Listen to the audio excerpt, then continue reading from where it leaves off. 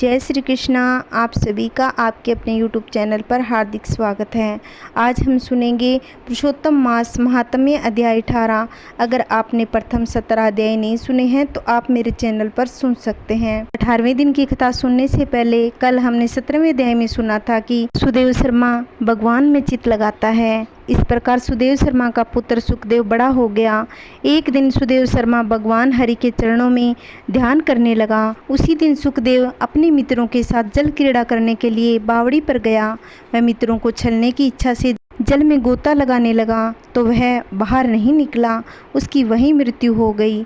उसके मित्रों ने शोर मचाया और उसकी माता के पास गए। जब यह समाचार सुखदेव के मित्रों से सुनी तो वह पृथ्वी पर गिर पड़ी। फिर वह दोनों ब्राह्मण ब्राह्मणी बावड़ी पर गए और अपने मृत पुत्र का आलिंगन करने लगे और गोद में लेकर रोता विलाप करता हुआ बोला कि तुम वृद्ध माता पिता को छोड़कर क्यों चले गए। ये हम आगे की कथा 18वें अध्याय में सुनेंगे।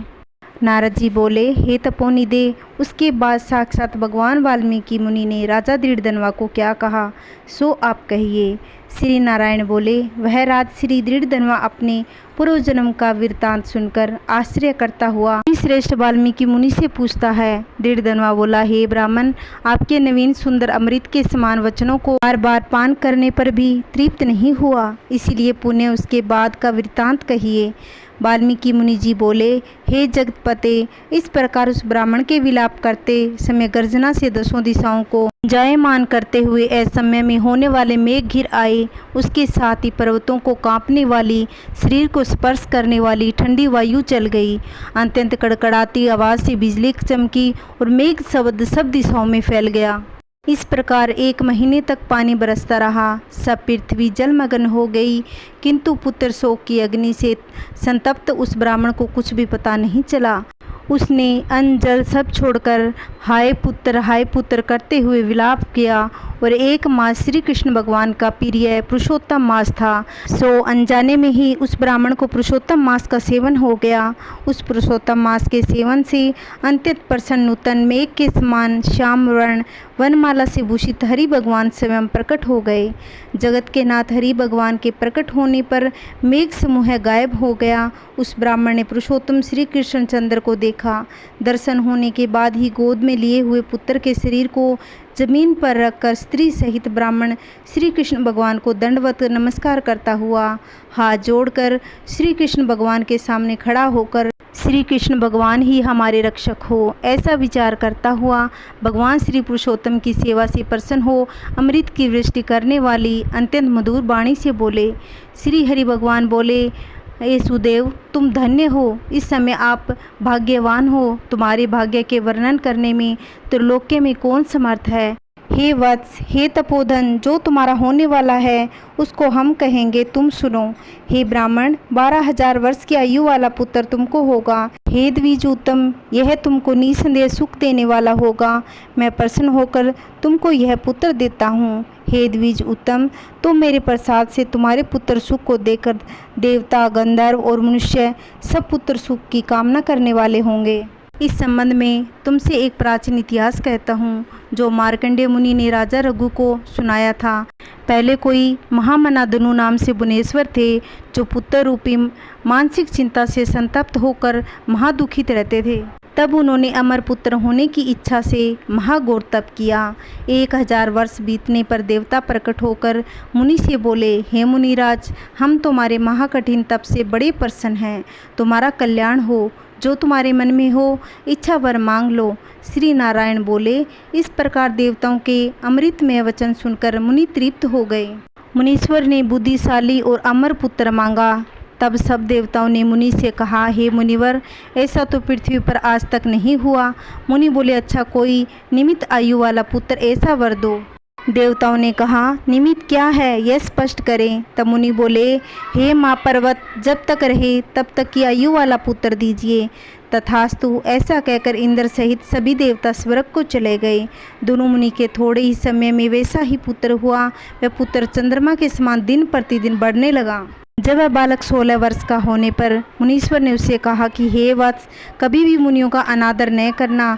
ऐसा उपदेश पाकर भी उसने मुनियों का अपमान किया। इस प्रकार निमित आयु के बल पर ही वह ब्राह्मणों को सताने लगा। किसी समय परम क्रोधी महिष नामक मुनि ने विधि से शुभ फल देने वाले शालिग्राम शिला का पूजन किया।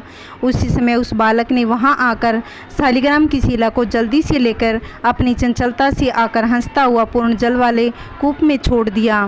क्रोध से युक्त दूसरे काल रुद्र के समान महिष मुनि ने उस धर्म मुनि के पुत्र को शाप दिया कि यह अभी मर जाए, परंतु उसे मृत हुए न देखकर उन्होंने अपने मन में ध्यान किया कि क्या कारण है जो यह नहीं मरा। यह देवताओं ने दोनों पुत्र की निमित्त आयु का बनाया है। इस तरह चिंता करते हुए महिष मुनि ने लंबी सांस ली, जिससे कई कोटि महिष पैदा हो गए। उन महिषों ने पर्वत को टुकड़ा टुकड़ा कर दिया। उसी समय मुनि का अत्यंत लड़का मर गया। दुनूर मुनि ने अत्यंत दुख से बार बार विलाप किया। पुत्र के शरीर को लेकर पुत्र के दुख से अत्यंत पीड़ित हो चिंता की अग्नि में प्रवेश किया। इस प्रकार हठ से पुत्र प्राप्त करने वाले कहीं भी सुख नहीं पाते। हे तपोधन, गरुड़ जी ने यह जो पुत्र दिया है, इसे संसार में तुम प्रशंसनीय पुत्रवान हो। हे अनज्ञ, मैंने प्रसन्न होकर पुरुषोत्तम महात्म्य के इस पुत्र को चिरस्थायी किया है। यह तुमको सुख देने वाला होगा और पुत्र के साथ सवर्दा गृहस्थ आश्रम के सुख को भोगने के बाद तुम ब्रह्मलोक को जाओगे। वहाँ उत्तम सुख देवताओं के वर्ष के 1000 वर्ष पर्यंत भोग कर पृथ्वी पर आओगे। हे द्विज उत्तम, यह तुम चक्रवर्ती राजा होंगे। दृढ़धर्मा नाम से प्रसिद्ध तथा सेना सवारी से युक्त 10,000 वर्ष पर्यंत पृथ्वी के राजा का सुख भोगोगे। इंद्र के पद से अधिक अखंड बल और ऐश्वर्य होगा।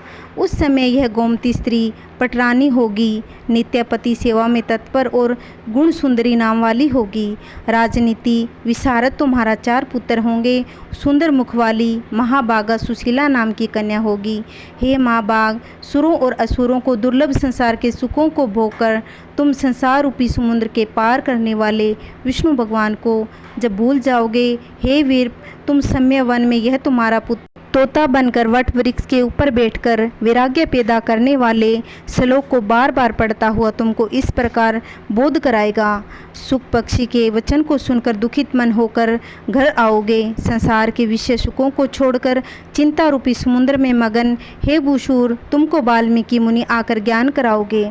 उनके वचन के निसंदेह हो शरीर को छोड़कर हरि भगवान के पद को दोनों स्त्री पुरुष तुम जाओगे, जो कि आवागमन से रहित कहा गया है। इस प्रकार महाविष्णु के कहने पर वह ब्राह्मण बालक उठ खड़ा हुआ। वे दोनों स्त्री पुरुष ब्राह्मण पुत्र को उठा हुआ देखकर अत्यंत आनंदित हो गए। सब देवता लोग भी संतुष्ट होकर पुष्पों की वर्षा करने लगे।